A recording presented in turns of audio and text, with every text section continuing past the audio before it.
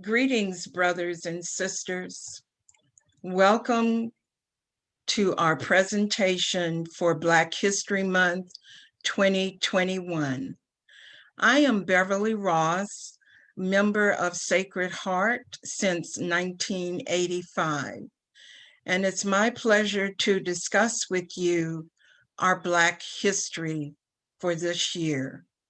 The theme for this year is the Black family, representation, identity, and diversity.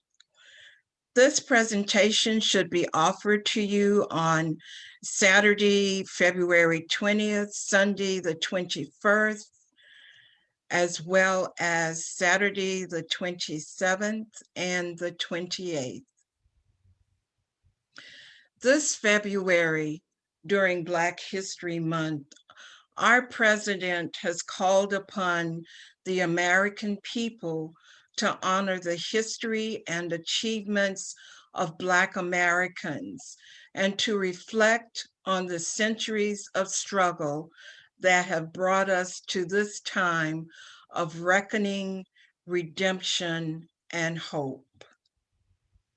We have never fully lived up to the founding principles of our nation, that all people are created equal and have the right to be treated equally throughout their lives. Hopefully, with our new administration, we will find that this commitment will be fulfilled.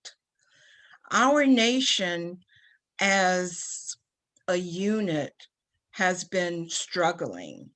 We have seen throughout our history that the Black family has had a struggle. Initially, as slaves being torn apart from their parents, their mothers, their sisters, their siblings. But Black Americans are resilient, and we continue to work hard to achieve what we see as our place in this country, in history, sharing our heritage. We share our heritage via a number of things: education, literature, music, sports, the arts. You find Black Americans achieving in all phases of our culture. Next.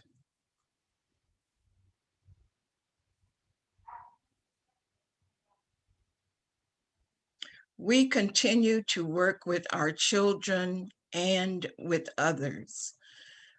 You may notice that many African Americans call each other brothers, sisters, aunts, and that relationship comes not only from blood, but from our culture. There is a sense of family within African Americans. Some of you might note that we tend to go over to someone that looks like us, looks like me, and we'll say, "How are you? What's going on? Tell me about yourself." And you all do that as well as members of Sacred Heart. We have established a tradition of being welcoming to all, regardless of color, ethnicity, race, education, gender, or sexual orientation.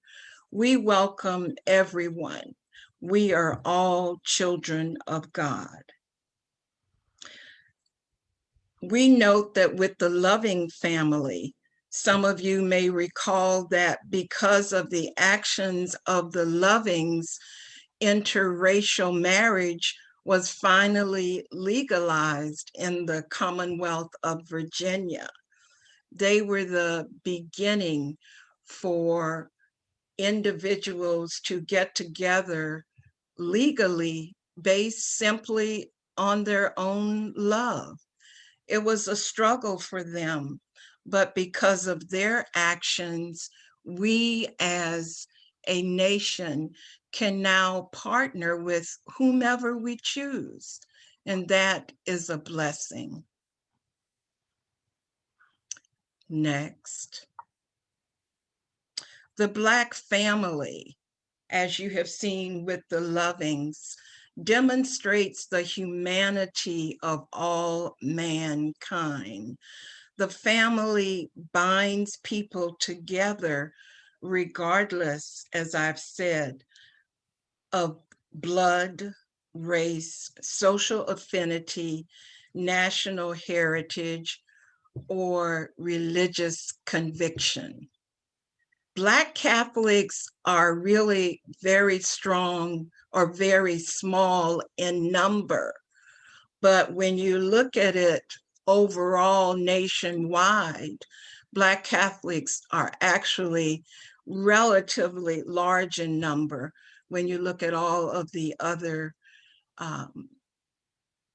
denominations. Black families have persevered and we are resilient.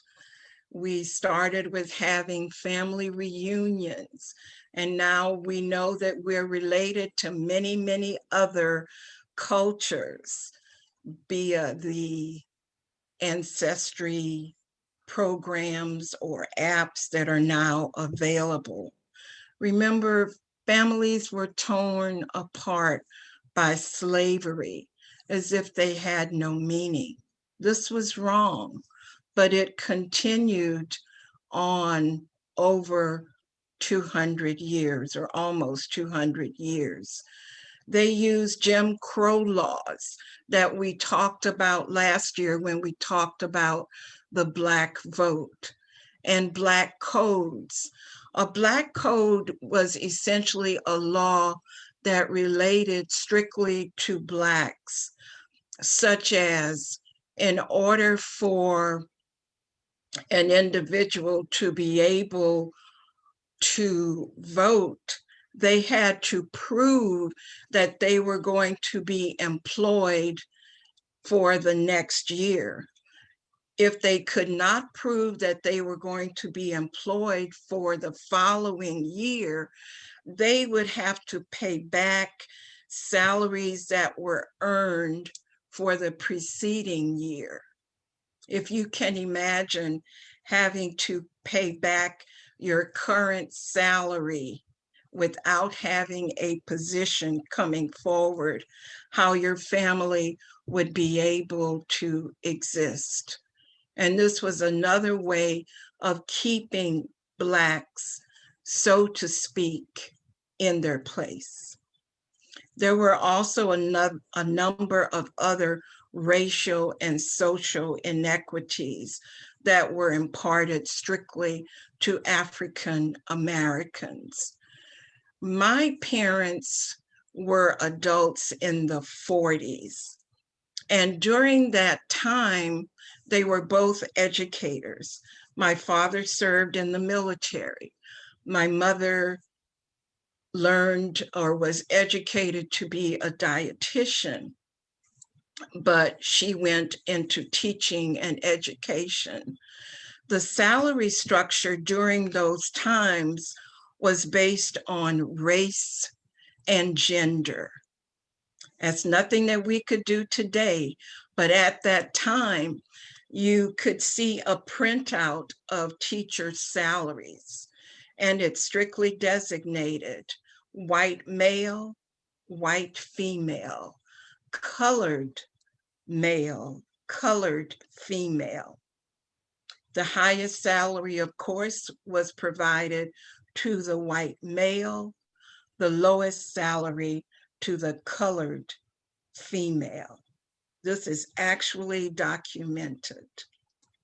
It's interesting how things have changed in that regard. Here at Sacred Heart, we are always proud to celebrate a variety of cultures. We will have for you a very special guest, Mr. Richard DeBrew, and he will be performing at our February 28th, 8:30 a.m. Mass. Because of the pandemic, there will be certain restrictions. Mr. DeBrew has been provided with a filter that he will be able to utilize so that there will be no spread because of his use of a wind instrument.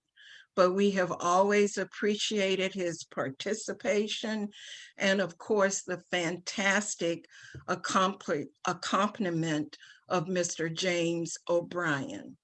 And we look forward to having you present with us on Sunday, the 28th.